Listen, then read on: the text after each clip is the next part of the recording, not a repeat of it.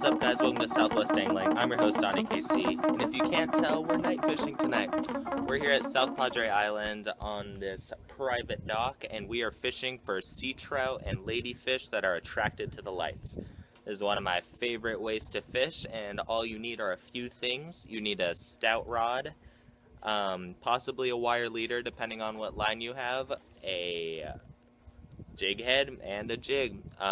The best kind I find are these Mr. Twister Sassy Shads in the pearl color, or at least the clearest one you can find. And all you do is just burn them across the surface, and boy do they hit. We plan on having a lot of fish catching action for you tonight, and we'll see how it goes. Alright guys, so here's the strategy. This dock has green lights which attract a ton of fish and shrimp, and I don't know if you can see there, but there's just a ton of sea trout in the middle of those lights. That's where the sea trout usually hang out, and if you fish a little lower, there's sometimes redfish. But in the shadowy area is where you're going to find the ladyfish well, they're the same name, skipjacks. So yeah, all we're doing is just sort of casting it out depending on what we want to catch, and oh, already hooked one. Oh, came off. But yeah, it's super fast-paced fishing, and yeah, we should get a lot of bites. There's not really a specific retrieve you have to do, just sort of reel it straight across the surface. If you want it to imitate a shrimp, you can sort of let it just float on the surface, I guess. Oh, came off again. There's one. Ooh, nice sea trout. It's actually on the smaller side. Barely hooked. They're a pretty fish. Look at those chompers. Nice patterns on that one. Let's get him back in the water and catch another one. So if you want to catch the most amount of sea trout, you sort of just burn it across the surface. Don't do any fancy work. You'll get the small ones like that, but if you want to target the big ones, go to where the green lights are directly and like jig right next to them. That's where I find that the big dudes like to hang out.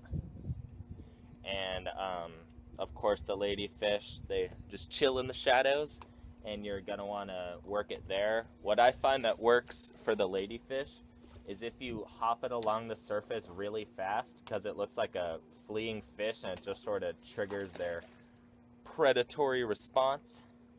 But we'll see how it goes. So far we've had a few bites. Oh, nice one. God, no.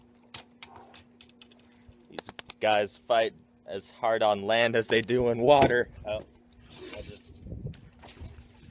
he's gone. Once you're doing fishing like this, you're gonna want to buy a lot of these plastics because their teeth aren't very forgiving on it. They just rip them up. The one other lure I'd suggest doing this with, this sort of fishing, is the shrimp by DOA, preferably in the clear color. And I just missed one. You just sort of let that sit on the surface and give it like barely like twitches, and sort of make it hop out of the water. But yeah, really you don't need much, just those two lures, the Sassy Shad and the shrimp, even though we're just going to do the shads tonight. Nope. I will say that the rods you're going to want to be using should be pretty heavy duty, because these guys fight extremely hard for their size. Ladyfish, you're going to definitely want a big rod, and I'd recommend 30-pound braid as a minimum. Got a sea trout.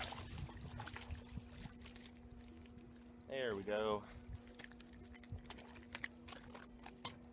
God, they're feisty. Just hooked in the bottom lip there, or top. Oh, Jesus.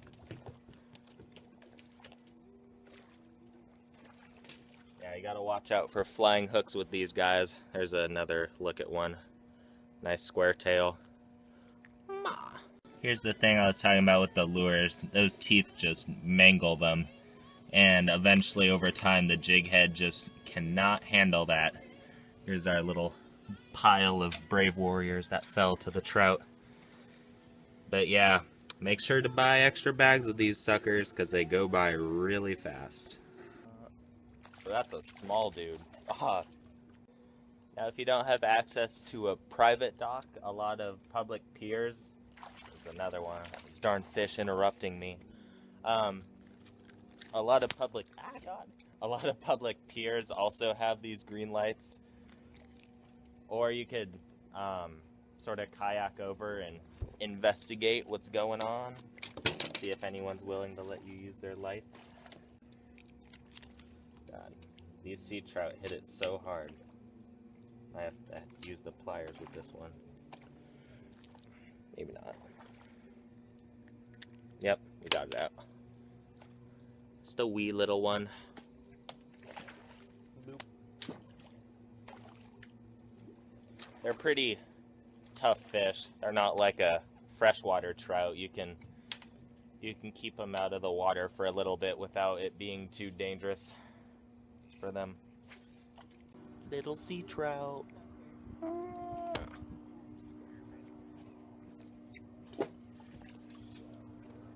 And another sea trout. Oh, just came off. No. Now when you're picking out these lures to get, the fish they're eating are actually quite small. This is the 2.5-inch size, and it matches the like glass minnows and whatever swimming down there pretty darn well. So yeah, make sure to not oversize it. Like even like a 3-inch lure, sometimes they'll just be turned off by it. But yeah, keep it small. Smaller is better. Ooh, big one, almost got it. And continuing on that lure thing, even if you're like, ooh, I've never caught a fish on a chartreuse lure before, I better throw that on. These fish are so keyed in on these little minnows and shrimp that they will, like, there's no knockoffs here. You want something that looks exactly like the size and the color of what they want. So that's why small, clear lures are where it's at. I've tried like top waters and all kinds of soft plastic shrimp and minnows, and these, the DOA shrimp and the Mr. Twister's sassy shad seem to be the only two things that work when they're super picky about this. And when the water's this clear, I mean, you can see all the fish as they hit. So maybe if it's a little murkier, you can sort of be more varied, but right now it's very strict rules with these trout. This one's like the size of a normal trout. He is tiny. Well, I mean, by sea trout standards at least. There you go. Cute little guy. Yeah, they flop like crazy on land. So restraining them's a good idea. I would recommend like a boga grip, but a lot of times if you get one of the knockoff kinds that don't swivel, then they just really mess themselves up. But yeah, take extra care when handling these buddies for your safety and the fish, because their teeth are just wicked. Yet another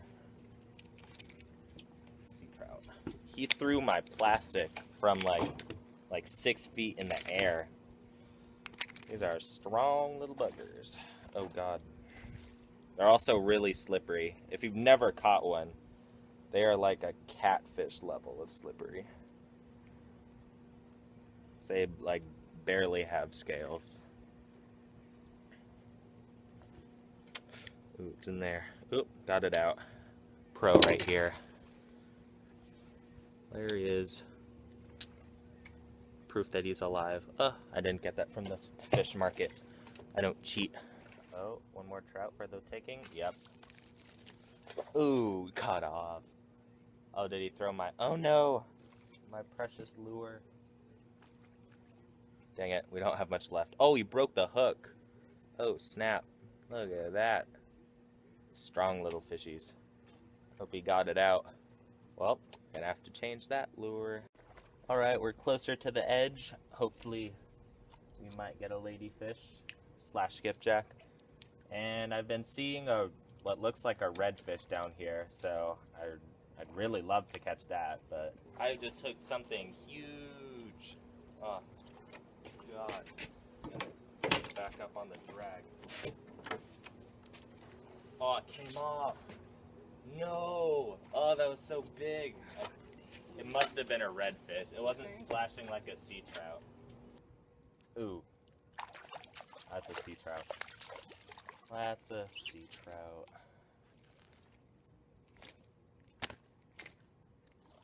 Oh God, oh God.